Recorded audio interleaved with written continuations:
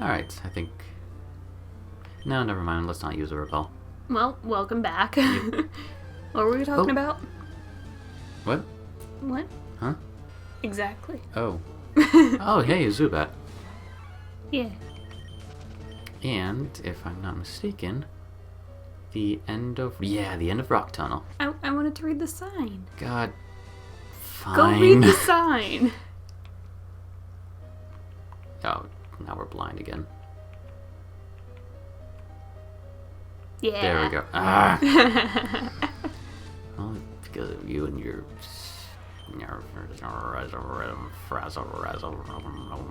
You want to finish that sentence? No. Oh yeah, so... You got the new Star Fox. Happy now? What? Oh. Yeah, I am. Yes, I did get the new Star Fox. Mm-hmm. What about it? Oh, for God's sake. It always happens right there.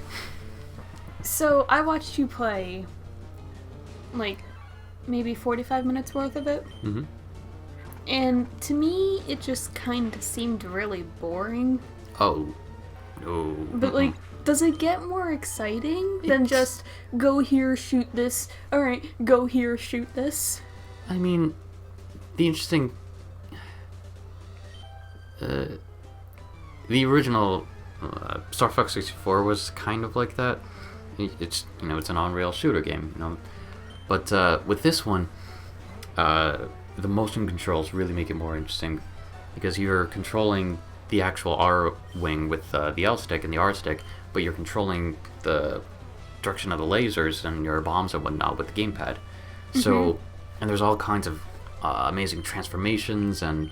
What am I sending out? All these transformations and items you can get, all these alternate pathways, constantly shooting down bogeys and things like that. So it maybe it seems a little boring when you're watching it, but as you're playing it, you're constantly focused, you're constantly making decisions. It just doesn't seem like there's much of a plot line. Well, there's not a whole lot of story, but... What's the point then? The point is the game. The game is fun. But there should be an objective. Yeah, the objective is to defeat the evil Emperor Andros. He's trying to take over the Lylat system, and the Cornerian army can't have that shit. So it's Star Fox's job to take him down. It just seems very basic. Like, they're evil, we're good, we shall defeat them. Well, here's where we differ on games. You, and correct me if I'm wrong, you value a compelling story, right? Oh yeah, definitely. To me, I don't really care about that. To me, the most important thing about any game is the gameplay. What about Final Fantasy? 14, I mean. For 14? Yeah, I don't really care about the story. I care about... oh, jeez, I should switch out Brimstone. I don't really care about Final Fantasy 14's story. I care about making friends, talking with my free company, being in the Brain Scratch free company and talking to Some Call Me Johnny and things like that. Like, that's what I really like about Final Fantasy, and also making pretty dresses because I'm a weaver and it's awesome. And okay, because I was gonna say, like, the actual gameplay in there, it's a lot of press this button, then this button, then this button, which can be fun, but like, it's not a difficult game to play where it's like it absorbs you in, unless like it's a big boss. Big bosses are fun. Yeah, the bosses can be difficult, but there's a whole lot of padding between that, which is any MMORPG. Mm-hmm. Wait, have you ever played any other MMORPG? I sampled WoW back when it was, crazy popular, but this is the Final Fantasy XIV is the first one I really got into. Mm-hmm. We actually had to play Final Fantasy XIV together for a class mm-hmm. in our college. We had a professor who created a class about how to learn through video games. So we had to play Final Fantasy VII, Final Fantasy XIV. Some people played BioShock, mm-hmm. Witcher, things like that. And, we also did D&D, Dungeons and Dragons. Oh, yeah. Ugh. That was so much fun. Ugh.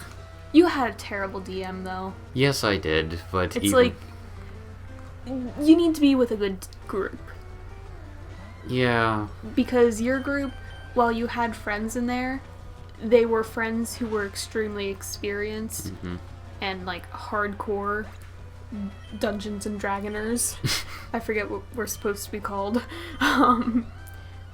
But for a newbie, it wasn't the greatest experience for you. No. Especially since I've always been sort of adverse to D&D because it is so incredibly complicated and yeah, it's got hay fever. Oh my gosh. And it's the least noob friendly. Read the sign. Why? It just says Lavender Town Rock Tunnel. Rock Tunnel there. Yay! But yeah, D&D is the least noob friendly game I can think of.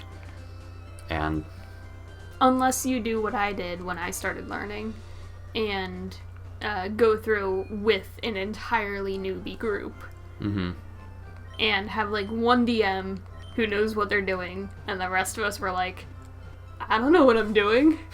And then you get to that one point where like beforehand everyone's trying to be like law abiding and like do what they're supposed to, and then you just snap and say, fuck it, I'm gonna cut off this person's leg and eat it. That's what happened with me. yeah, you play a kind of cannibalistic character, right? Yeah, my character is always a cannibal. They're always chaotic evil. It's a lot of fun. Especially when you like have an excuse to carry around a human rib cage, and then you can like break off ribs to throw into traps to like set them off before you. That way you know where they are. Because I don't like playing a magic user, so I don't have like any sort of spells to reveal stuff. So I have to like throw stuff ahead of me whenever I'm going on ahead. And considering I'm usually the fighter and the tank, that means I'm usually in front.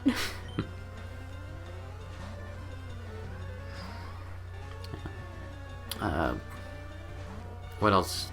The other thing that kind of turns me off of D&D from D&D is that it feels more like studying for a big test or a class or things like that because there are multiple handbooks that you either have to study and partly memorize to do anything in the game, or you have to constantly flip back to the handbook and refer to, all right, am I allowed to do this? Oh, am I allowed to do this under this circumstance?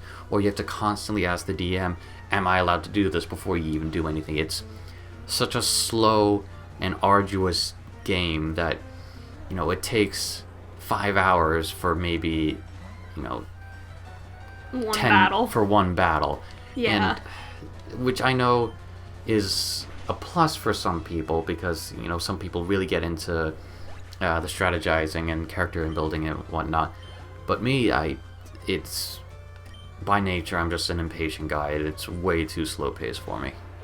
I will admit that the pace can be a little off-putting at first, because when I first started playing, like, we had maybe 3-hour sessions and we would get next to nothing done.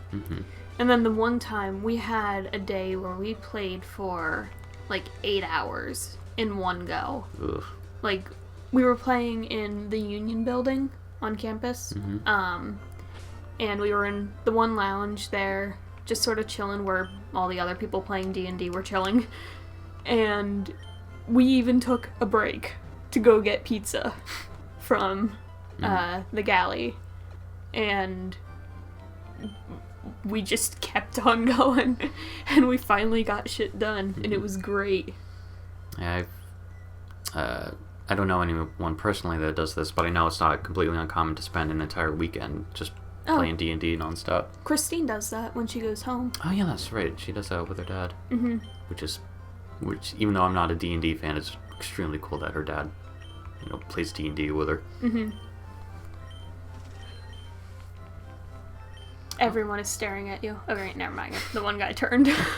Alright, so we are in Lavender Town now. My favorite town. My least favorite. Hello, little girl. No. I love that line so much. Wait, no, go talk to her and see if she says the same question. Yeah. So there are believers. Alright, so before we get into this, what I know is going to be a lengthy discussion on ghosts, let's go catch a Vulpix. Yes, please, if we can. Mm-hmm. I just have to get through this one gambler first. Oh, sorry.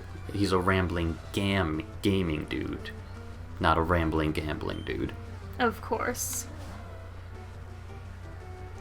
Look at the Fluffy.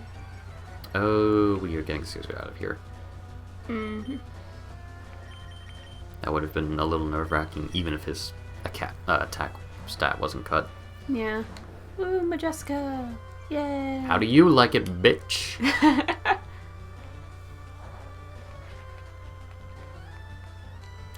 I never understood that move. Odor Sleuth? Yeah, what's the purpose of it? I think it increases accuracy, or something like that, or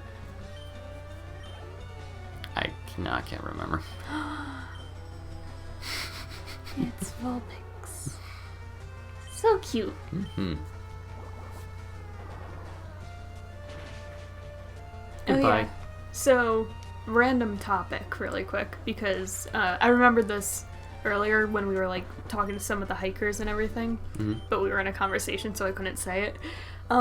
So my roommate's currently in Spain on a hiking trip, and today's like the first day that she's like actually in Spain.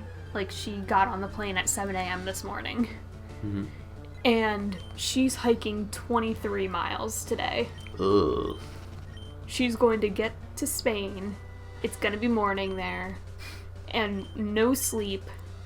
Just get right on the trail, start walking. With a 25 plus pound bag. Yikes. She has, I think, 2 shirts, 2 pairs of pants, a couple changes of underwear, and a couple socks.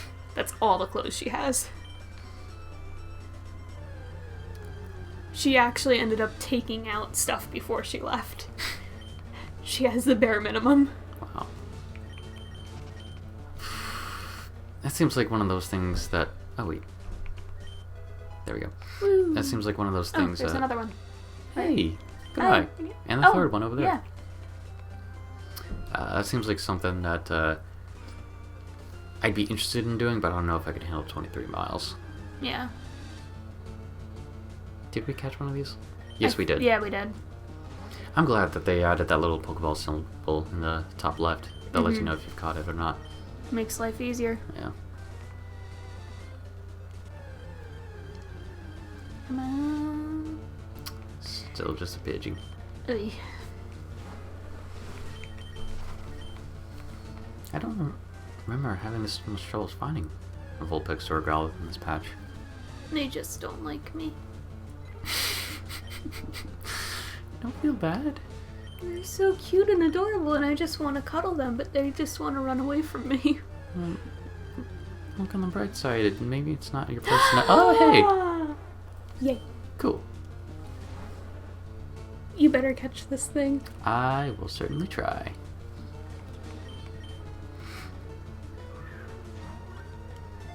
Come on. 2, 3, yes! Well, that was easy. Alright, any ideas for a nickname? I didn't think this far ahead. When it's born, it has just one snow-white tail. The tail splits from its tip as it grows older. That'd be interesting to see a Vulpix with a white tail. That sounds horrifying. Just imagine it like... Alright, so this is gonna be gruesome sounding. But it starts off with like a pure white tail, and when it splits, it like gets bloodied, which is why the fur turns that color. Alright, I think and I have a they're good fire name for types, it. so they don't go in water. So, Bloody Mary. I don't think we can fit that. I was gonna do Bloodbath. Okay, yeah, that works.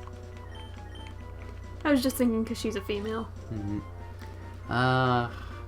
I mean, I think it would have just fit with no space. Bloody M-A-R. Oh, yeah, it will. Awesome. Where are you? There you go. There we go. Bloody Mary. Woo! You're a drink with a celery stick in it. What? Took me a second to get what you were talking about. Yeah, the drink. Mm-hmm. Oh yeah, I forgot there's like the whole Bloody Mary, Bloody Mary, Bloody Mary thing. Oh yeah, the superstition. Mm-hmm. Isn't that like the whole red rum thing as well? What do you mean red rum? Red rum is murder backwards. And it's like written on a mirror in blood. I think it's Stephen King. Yeah. It's like red rum, red rum. And like the killer dude thing is just kind of keeps saying that. I forget what it is. My dad reads the books, I don't. Alrighty, well, we will explore Lavender Town and probably head toward Saffron City after next time, yeah. And have our wonderful talk about ghosts and Danny Phantom and stuff like that. Bye-bye.